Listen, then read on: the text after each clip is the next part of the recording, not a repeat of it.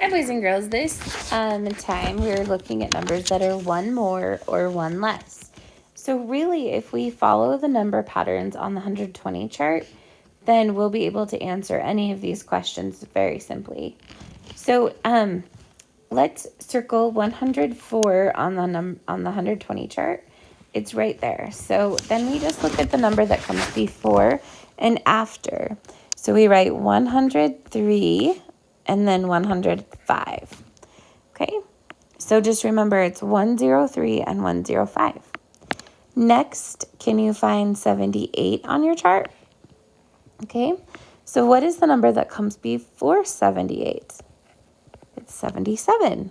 And what number comes after? 79. Very good. The next number is 92. Can you find 92? There it is.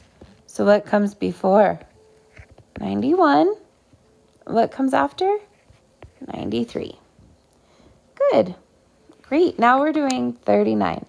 Can you find 39 on your 120 chart? Good. It's right there. So let's write the number that comes before and what comes after 39. It's right there. 40. Very good. Okay. So now we have 19. Circle 19. What comes before and after? Excellent. Very good. So I want you to push pause and try the next few on your own, and then press play to check your answers with mine. Okay, now that we've got them done, this is 54 and 56. If you made an error, go ahead and just fix it. That's what your erasers are for. Okay, so one less than 28, 27. One more is 29. Good. So one less than 89 is 88, and one more is 90. 67, one less is 66, and one more is 68. And the last one less is 43, one more, 45. Very good. Now, boys and girls, I feel like there was a little bit of frustration with Mrs. Stewart because I gave you rocket math last week. I gave it to you back. But really, boys and girls, rocket math is not hard. You just have to look for the strategies.